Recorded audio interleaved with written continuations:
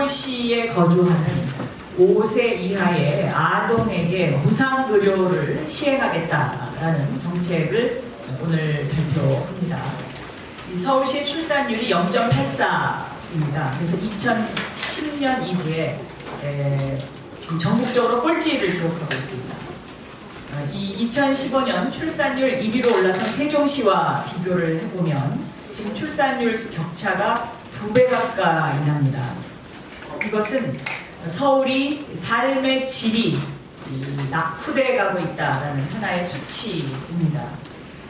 이 인구 절벽과 관련된 정책은 정부에서 정말 적극적으로 박차를 가해야 하는데 제 견해는 이것을 바로잡기 위해서는, 그러니까 출산율을 높이기 위해서는 결혼, 주거, 교육, 보육의 패키지 정책을 내놔야 합니다. 근데 오늘 그 패키지 정책의 일환으로 이 보육과 보육 중에서도 의료 부분과 관련돼서 이 5세 이하의 아동 무상의료를 제안을 합니다. 이것은 날로 심각해지고 있는 서울의 저출산 문제 해결 방안과 2030 세대가 마음 편하게 아이를 키울 수 있는 방안의 하나로 서울시 5세 이하 아동에 대해서 입원 진료비 본인 부담 비용을 없애는 것입니다.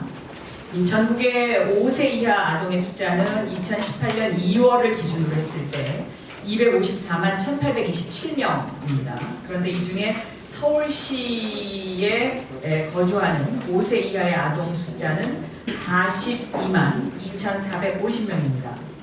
이 5세 이하 아동의 2016년도 입원 진료비 본인 부담액을 보니까 약 5,690억에 달하고, 이 가운데 서울시 5세 이하의 아동의 입원 진료비 본인 부담액은 약 930억 원으로 집계가 되고 있습니다. 그런데 지난해 8월부터 문재인 케어가 가동이 돼서 15세 이하의 아동 청소년의 입원 진료비 본인 부담액이 5%로 줄었습니다. 그래서 이것을 고려하면 앞으로 5세 이하의 서울시에 거주하는 아동의 무상의료를 시행할 경우에 서울시의 재정 부담은 연간 약 500억 원 미만으로 현재 예상이 되고 있습니다. 현재 일부 자치단체에서는 이 아동과 관련된 정책을 시행하는 것은 아직 제가 찾지를 못했고요.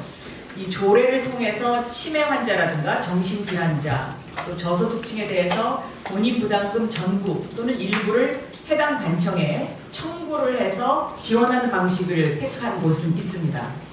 그리고 이 아동의 5세 이하의 아동을 무료 의료를 할 경우에 이것은 구체적으로 법적으로는 사회보장기본법 제26조에 따라서 보건복지부 장관과 협의 과정을 거치면 충분히 이것은 시행할 수 있기 때문에 법적으로도 법적 검토도 제가 마쳤습니다.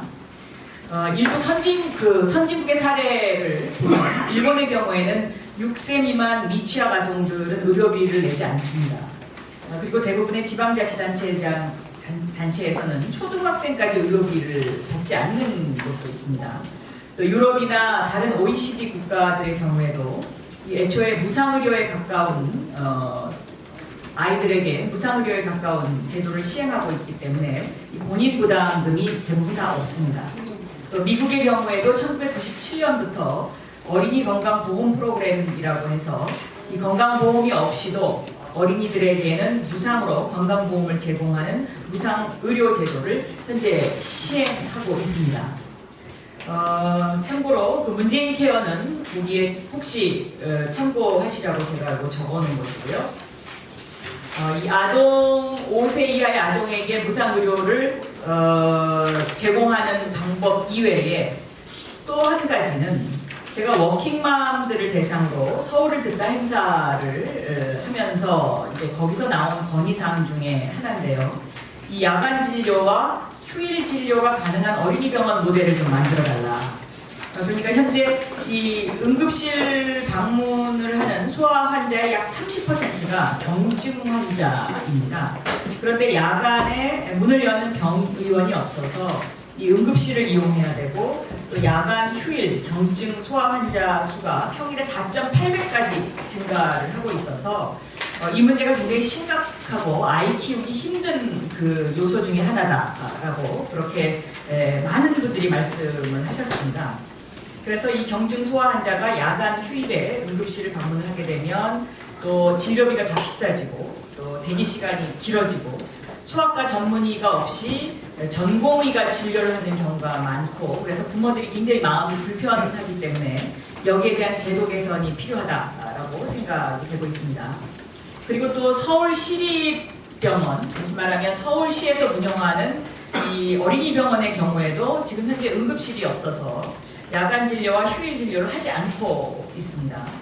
그래서 앞으로 제가 서울시장이 되면 이 서울시가 운영하는 서울시립병원의 야간 진료와 휴일 진료를 운영하는 문제, 이것을 좀 검토를 해볼 필요가 있겠다 생각을 하고요. 또 각 구별로 야간 어린이병원을 지정을 해서 지역사회와 좀 협력 모델을 만들어갈 필요가 있지 않느냐. 그래서 좀 어머니들이, 부모님들이 좀 아이들이 아팠을 때 좀 마음 편하게 진료할 수 있는 그러한 제도가 필요하지 않나 이렇게 생각이 듭니다. 그리고 다음에 또 하나 말씀드릴 것은 서울시가 운영하는 서울시립병원에 대한 그 운영 체계를 바꾸겠다는 얘기입니다. 그러니까 서울시립병원을 민간병원과 차별화해서 이 공공의료를 구현을 하고 국립암센터와 같은 전문화된 특화병원으로 탈바꿈시키겠다라고 말씀드리겠습니다. 그래서 이 민간병원과 차별화된 공공의료를 구현을 하는 것, 이것이 굉장히 저는 중요한 과제 중에 하나다라고 보고 있는데요. 현재 서울시는 서울의료원, 보라매병원, 동부병원, 북부병원, 또 서남병원, 서북병원, 은평병원, 어린이병원, 그리고 장애인 치과병원 등 9개 병원을 운영하고 있습니다. 그런데 여기 이 병원들이 민간병원과 크게 차별화되지 않고 있고 이 서울시립병원에 가는 어떤 그 서울 시민으로서의 자부심도 아니면 어떤 혜택도 지금 현재 누릴 수 없는 그런 구조로 되어 있기 때문에 이러한 서울시립병원을 좀 국립암센터와 같은 전문화된 특화병원으로 탈바꿈시켜서 이 좋은 전문 인력을 확보하는 것이 좋겠다. 그래서 현재 이 형식적으로는 서울시립병원 가운데 뭐 정신질환, 결핵, 재활병원, 뭐 치매병원 이런 식으로 특화는 되어 있는데 이것이 그 적자를 계속되고 있기 때문에 완전히 유명무실화된 상태나 뭐 다를 바가 없다. 그래서 서울시가 운영하는 병원을 뭐 치매병원, 뭐 어린이병원, 또 서울 암센터 뭐 이런 식으로 좀 특화해서 서울시에 거주하는 분들이 좀 더 전문화된 병원을 찾을 수 있도록 하는 그러한 정책을 도입하겠다라는 말씀을 드리고요.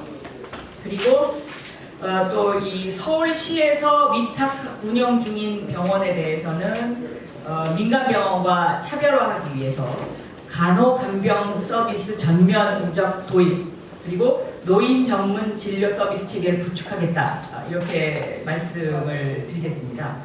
이 간호간병 서비스를 전면 도입하고 이 어르신을 상대로 해서 과잉 진료가 이루어지지 않도록 하는 것, 이것이 현재 그 의료계 쪽에서 굉장히 이것은 좀 바라는 정책이기도 하고요.